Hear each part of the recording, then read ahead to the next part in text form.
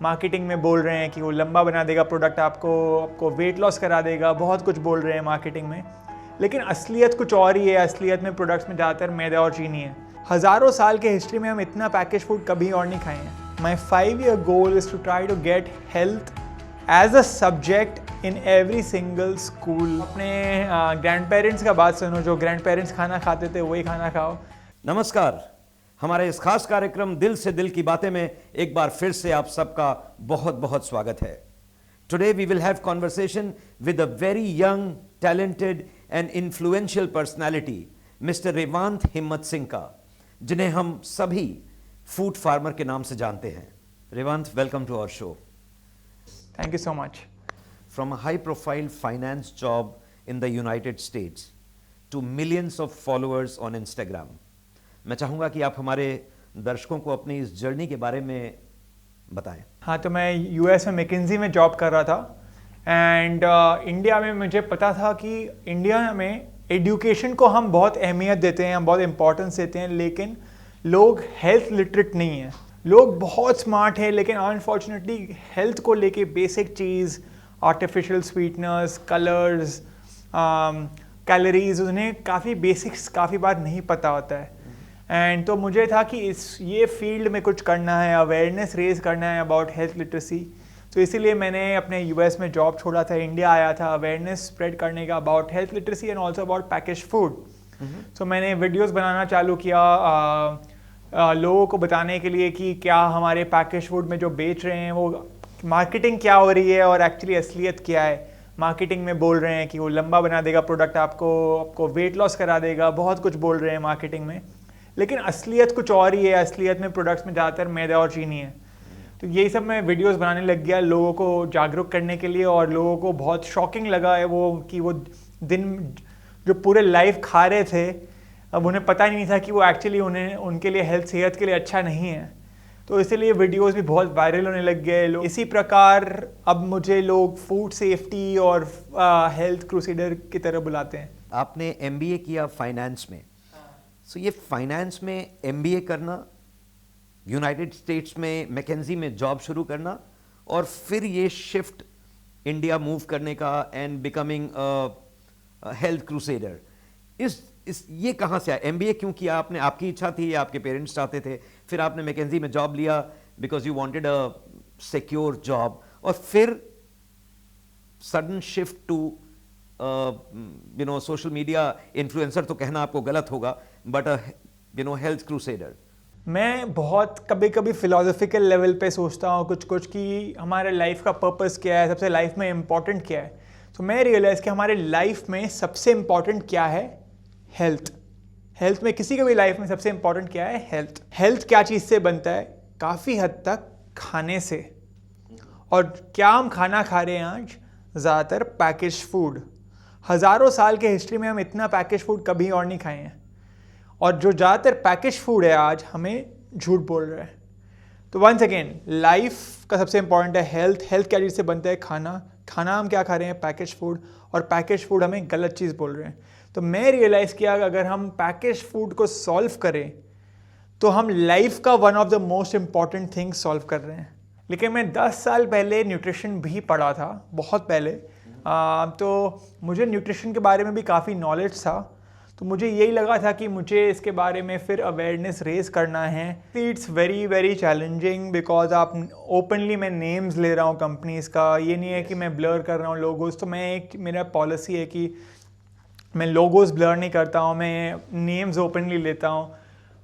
तो obviously it is a challenge and सब लोग शॉक हो गए कि ये कैसे बोल रहा है। But I think eventually as public support जब मिला तो एवरीवन वाज सपोर्टिव देन।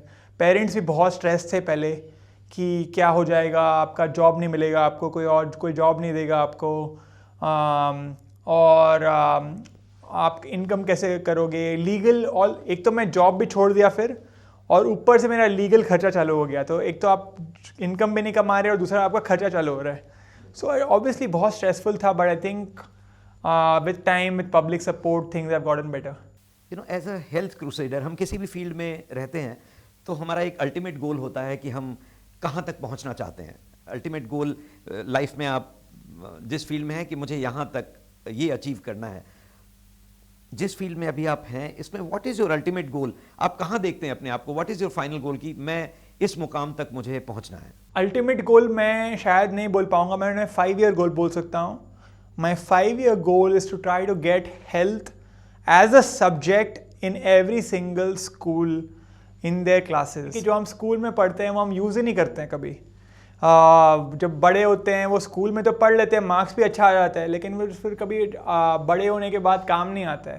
तो इसीलिए मेरा ये कोशिश है कि हेल्थ को एज अ सब्जेक्ट इंट्रोड्यूस करो ताकि हम हेल्थ लिटरेट बन पाएँ. और मैं आपको एक और चीज़ इंटरेस्टिंग बताऊंगा. इंडिया को लोग बोलते हैं कि इंडिया डायबिटीज़ कैपिटल है दुनिया का, और अब लोग बोल रहे हैं कि कुछ साल में इंडिया शायद से कैंसर कैपिटल भी बन जाएगा.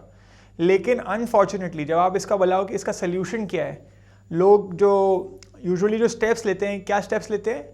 और हॉस्पिटल बिल्ड करो और मेडिसिन में सब्सिडाइज करो. हॉस्पिटल बिल्ड करने से डायबिटीज़ कम नहीं होगा. डायबिटीज़ कैसे कम होगा? अगर लोग अवेयर हों कि डायबिटीज़ क्या चीज़ से होता है.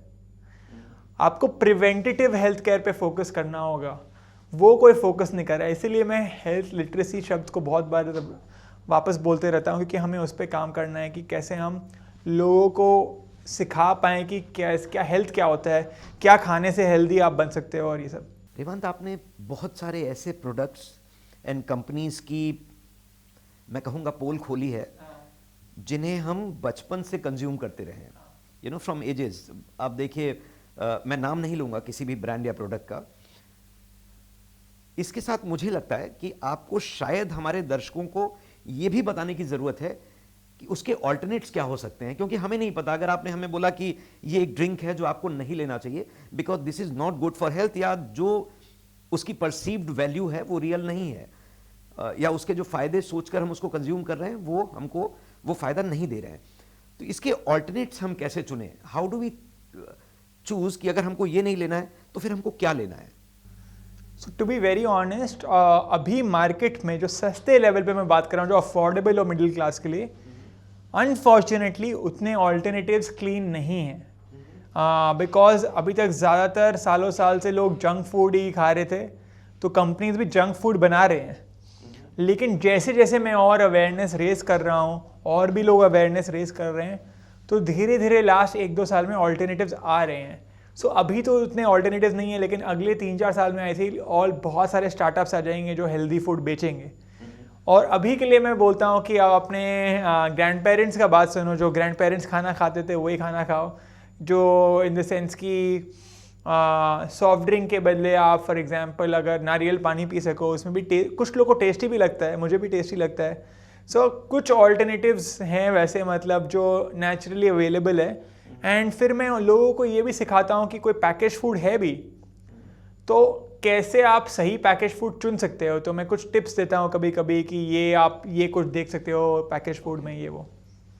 अच्छा, एक चीज़ ये बताइए कि अभी मुझे इसका अंदाज़ा नहीं है कि फाइनेंशियली जो कोशिश आप कर रहे हैं वो कितनी वाइबल कोशिश है और फाइनेंशियली कितना स्ट्रॉन्ग इसमें एक फाउंडेशन आप लोग अपने लिए बना पाते हैं. अभी आपने इतने सारे फेमस ब्रांड्स के अगेंस्ट आवाज़ उठाई, उन्होंने काफ़ी सारे लॉ सूट्स फाइल्ड हैं, काफ़ी सारे केसेस आपके अगेंस्ट में हैं. So how do you manage this? मतलब ये जो इसके खर्चे होते हैं, या रोज़ की लाइफ में आपको कोर्ट विजिट करना पड़े, या लीगल जो इश्यूज आपको फेस करना पड़े, how do you manage that? To be very honest, is quite difficult. So for 1 year जब मैं इंडिया आया, I made zero income.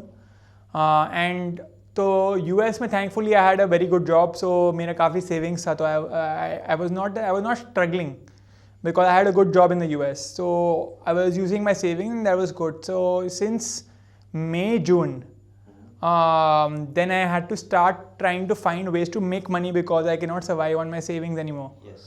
So since then it has been a struggle. तो मुझे बहुत लोग ने बोला है कि मैं आपका कॉज के लिए डोनेट करूँगा, लेकिन मैं डोनेशंस नहीं लेता हूँ.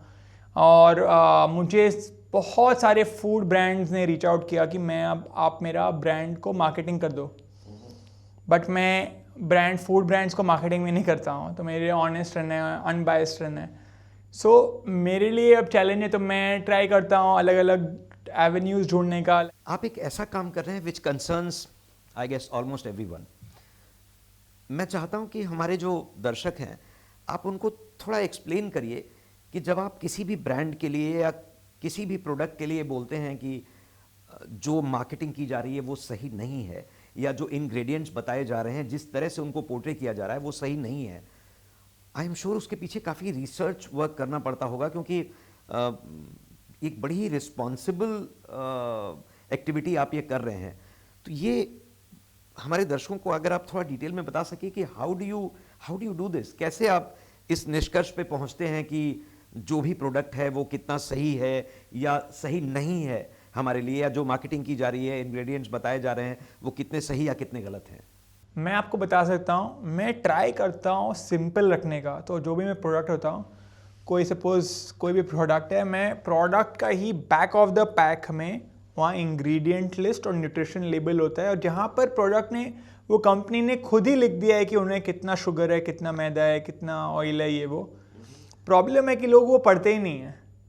तो सामने of the, like in the front of the product सिर्फ मार्केटिंग रहेगा कि वो प्रोडक्ट आपको वेट लॉस करा देगा, उसमें शुगर ही नहीं है, वो आपको लंबा बना देगा। लेकिन बैक ऑफ द पैक में असलियत रहता है कि इसमें इंग्रेडिएंट लिस्ट में क्या है, एक्चुअली में न्यूट्रिशन लेबल में क्या है।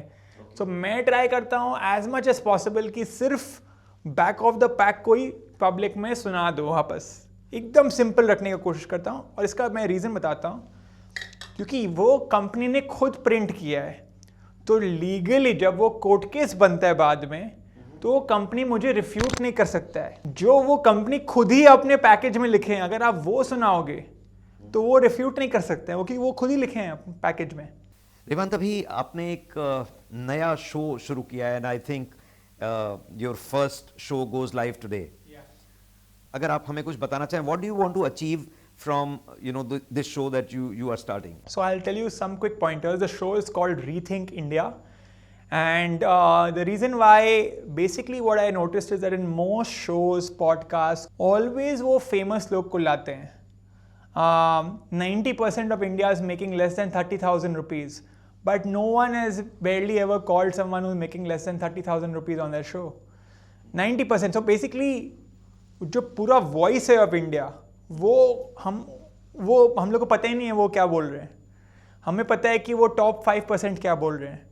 सो मैं कोशिश कर रहा हूँ कि हर एक इनकम ग्रुप से, हर एक स्ट्राटा से लोग शो में आएँ, खाली पुअर पीपल नहीं, रिच पीपल भी आएँ और अपने व्यू पॉइंट बताएं कोई एक टॉपिक में। So the show is called rethink India, and every episode will be rethinking one topic. For example, the first episode will be on auto drivers. So the episode is called rethink auto drivers.